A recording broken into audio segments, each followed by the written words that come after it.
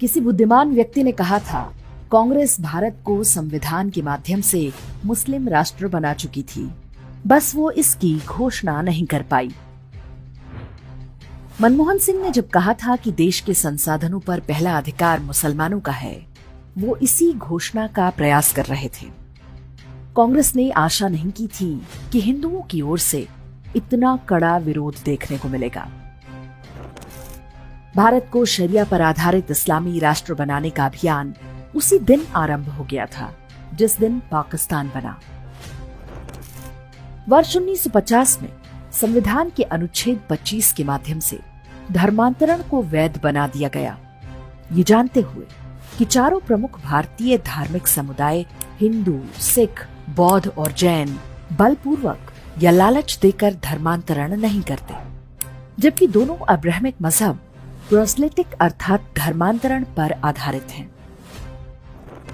कांग्रेस ने अनुच्छेद 28 के माध्यम से हिंदुओं को धार्मिक शिक्षा देने का अधिकार छीन लिया, लेकिन अनुच्छेद 30 बनाकर मुस्लिमों और ईसाइयों को मजहबी शिक्षा देने की छूट दे दी। कोई और देश होता तो इसे धार्मिक अत्याचार की श्रेणी में रखा जाता। इसके बाद 1951 में सभी मंदिरों के चढ़ावे का पैसा हिंदुओं से छीन लिया गया। कांग्रेस सरकार ने हिंदुओं पर तो सेकुलर कानून थोप दिया, लेकिन मुस्लिम और ईसाई पर्सनल लॉ को छुआ तक नहीं।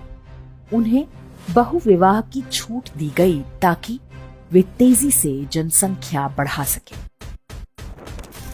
1954 में स्पेशल मैरिज एक्ट लाया गया ताकि मुस्लिम लड़के आसानी से हिंदू लड़कियों से शादी कर सकें।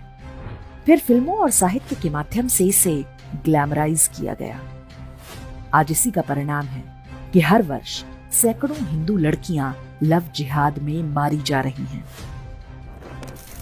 वर्ष 1975 भारत को मुस्लिम राष्ट्र बनाने की दिशा में सबसे महत्वपूर्ण था, जब आपातकाल लगाकर संविधान में सेक्युलरिज्म शब्द जोड़ दिया गया।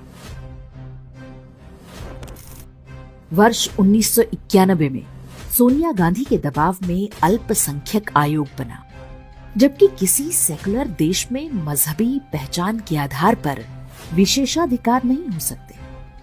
इसके बाद ही मुसलमानों के लिए विशेष अनुदानों की भरमार हो गई। वर्ष 1992 में कांग्रेस ने पूजा स्थल अधिनियम बनाकर एक झटके में 40,000 मंदिरों पर हिंदुओं के दावे